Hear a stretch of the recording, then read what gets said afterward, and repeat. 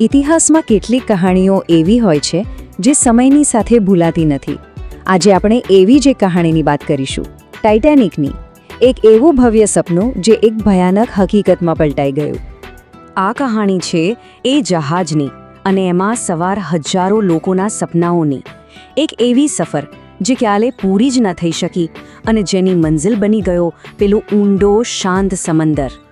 પણ સૌથી મોટો સવાલ તો એ જ છે ને કે જે જહાજ માટે એવું કહેવાતું હતું કે એ ક્યારે ડૂબી જ ન શકે, એ પોતાની પહેલી જ સફરમાં કેવી રીતે ડૂબી ગયું? ચાલો આજે આપણે આ જ રહસ્યને ઉકેલવાનો પ્રયત્ન કરીએ.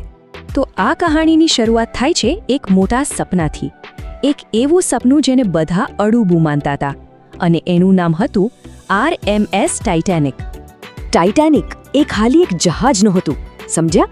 એ તો એ સમયની એન્જિનિયરિંગનો એક ચમત્કાર હતો. મતલબ એ સમયનું સૌથી મોટું, સૌથી વૈભવી જહાજ. એની અંદરની ભવ્યતા, સ્વિમિંગ પૂલ, લક્ઝુરિયસ સુવિધાઓ. સાચું કહું તો એ જાણે પાણી પર તરતો એક મહેલ જ હતો. અને એના પર લોકોને જે વિશ્વાસ હતો ને એ તો કમાલનો હતો. એના બનાવનારાઓથી લઈને સામાન્ય લોકો સુધી બધા જ એને અનસિંકેબલ શિપ એટલે કે ક્યારેય ન ડૂબનારું જહાજ કહેતા હતા. અને કોને ખબર હતી કે આ અતૂટ વિશ્વાસ જ એની સૌથી મોટી કમજોરી બની જશે. તો બસ આ ભવ્ય જહાજ પોતાની પહેલી સફર માટે તૈયાર હતો. ઇંગ્લેન્ડના સાઉથહેમ્પ્ટનથી સીધું અમેરિકાના ન્યૂયોર્ક સુધી. લોકોમાં તો જબરદસ્ત ઉત્સાહ હતો. મોટા મોટા ઉદ્યોગપતિઓથી માંડીને એક નવી જિંદગીનું સપનું લઈને નીકળેલા ગરીબ પરિવારો સુધી દરેક જણ આ સપના જેવી સફરનો ભાગ બનવા માંગતું હતું. પણ કોઈને ક્યાં ખબર હતી કે આ સપના જેવી યાત્રા બહુ જ જલ્દી એક ભયાનક રાતમાં ફેરવાઈ જવાની છે. એ રાત હતી 14 એપ્રિલ 1912ની. ઉત્તર એટલાન્ટિકનું થીજવી દે એવું ઠંડુ પાણી. મોટાભાગના મુસાફરો ગાઢ નિંદ્રામાં હતા અને ત્યારે જ અચાનક એક જોરદાર ધ્રુજારી આવી. ટાઇટેનિક સીધું જ એક વિશાળ આઇસબર્ગ એટલે કે હિમખંડ સાથે અથડાયું હતું અને બસ થોડી જ મિનિટોમાં આપેલું ક્યારેય ન ડૂબનારું જહાજ સમુદ્રમાં સમાવાની શરૂઆત કરી ચૂક્યું હતું. એ અથડામણ પછી જે દૃશ્યો સર્જાયા એ માનવ ઇતિહાસના સૌથી દર્દનાક પ્રકરણોમાંથી એક છે. પરિણામ શું આવ્યો? 1500થી પણ વધારે લોકો, 1500થી વધુ જિંદગીઓ એ બરફીલા પાણીમાં હંમેશા માટે ખોવાઈ ગઈ. આ આંકડો ખાલી એક નંબર નથી, એ રાતની ભયાનકતાનો અને એક મોટી માનવ ભૂલનો જીવતો જાગતો પુરાવો છે. તો સવાલ એ થાય કે આટલી બધી જાનહાનિ કેમ થઈ? અને એનો જવાબ સાચું કહું ને તો ખૂબ જ ચોંકાવનારો છે. કારણ હતું લાઈફ બોટ્સની અછત. તમને જાણીને નવાઈ લાગશે કે 2200થી પણ વધુ લોકોથી ભરેલા એ જહાજ પર લાઈફ બોટ ફક્ત 1178 લોકો માટે જ હતી. મતલબ કે અડધાથી પણ ઓછા લોકો માટે બચવાની કોઈ આશા જ નહોતી. કેટલી મોટી ભૂલ હતી આ!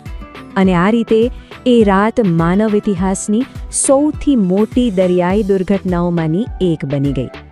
આ દુર્ઘટનાએ માત્ર હજારો પરિવારોને વિખેરી નાખ્યા એવું નથી, પણ ટેકનોલોજી પર માણસનો જે આંધળો વિશ્વાસ હતો ને એને પણ હચમચાવી નાખ્યો.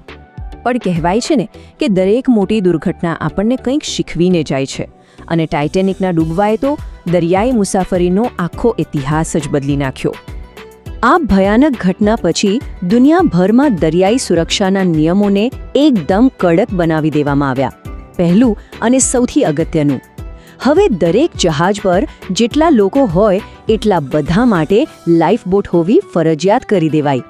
24 કલાક રેડિયો કોમ્યુનિકેશન ચાલુ રાખવાનો નિયમ બન્યો.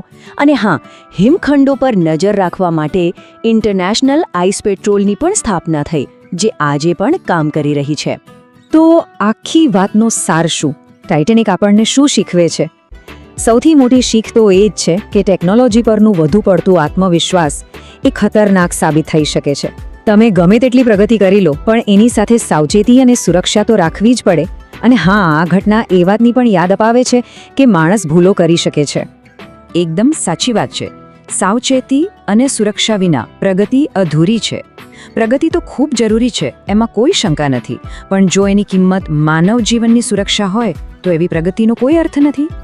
પણ અહીં એક મોટો સવાલ ઊભો થાય છે, શું આપણે સાચે જ ઇતિહાસમાંથી આ પાઠ શીખ્યા છીએ?